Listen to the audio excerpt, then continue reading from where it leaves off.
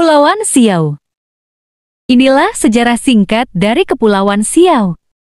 Kepulauan Siau berada di Kabupaten Sitaro, Sulawesi Utara. Kampung Ondong Siau merupakan ibu kota dari Kabupaten Sitaro. Secara geografis, Pulau Siau terdiri dari dua bagian, yaitu bagian barat dan bagian timur. Kedua bagian ini dibatasi oleh sebuah pegunungan. Sampai sekarang bagian ini dinamakan Kecamatan Siau Barat dan Kecamatan Siau Timur. Menurut cerita rakyat, dahulu kala di daratan bagian barat atau sekarang wilayah Siau Barat, hiduplah satu keluarga kecil, yaitu keluarga Mangangui Bibi-Bibi yang dikaruniai oleh Tuhan seorang anak laki-laki. Pada waktu lahir, anak itu terbungkus selaput yang mirip getah. Getah dalam bahasa Siau disebut sensei. Itulah sebabnya anak itu diberi nama sensei atau getah. Bagi kedua orang tuanya, sensei bagaikan madu dalam keluarga. Itulah sebabnya mereka menambahkan nama Madunde, dan akhirnya jadilah nama anak laki-laki itu Sensei Madunde.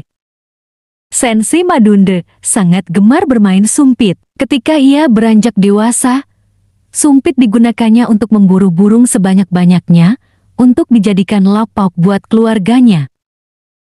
Satu waktu, Sensei Madunde pergi berburu sampai ke tengah hutan pegunungan, didengarnya bunyi air. Dilihatnya 9 bidadari sedang mandi di sungai. Kemudian Sensei Madunde menggunakan keahliannya bermain sumpit untuk mengambil salah satu baju sutra milik bidadari yang sedang mandi itu. Tak lama kemudian, para bidadari harus pulang ke kayangan. Namun, bidadari yang bajunya diambil Sensei tidak bisa ikut pulang bersama bidadari lainnya. Setelah itu, Sensei memberanikan diri untuk bertemu dengan bidadari tersebut. Lalu, Sensei mengajak bidadari itu untuk ikut pulang bersamanya. Dengan berat hati, sang bidadari mengiyakan ajakan Sensei itu. Akhirnya, Sensei Madunde hidup bersama dengan sang bidadari dan dikaruniai seorang anak laki-laki yang diberi nama Pahawang Suluge. Pahawang Suluge menikah dengan Om Bunduata, putri Bowontahu, dan memperoleh anak yang diberi nama Lokong Banua. Lokong Banua menjadi raja pada tahun 1510. Dia adalah orang pertama yang mendirikan kerajaan Siau.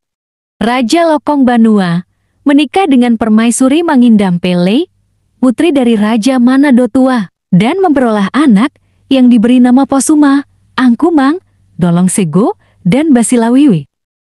Dari perkawinan ini, terjalinlah hubungan yang harmonis antara kerajaan Siau dan kerajaan Manado Tua. Tepat pada tahun 1516, kapal Spanyol dan Portugis mulai memasuki wilayah kerajaan Siau. Kemudian, orang-orang ini mendirikan benteng di wilayah Siau.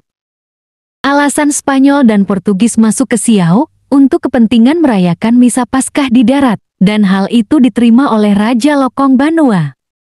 Pada tahun 1545, Raja Lokong Banua meninggal dunia. Angkumang, adik Pasuma, diangkat menjadi raja pengganti ayahnya.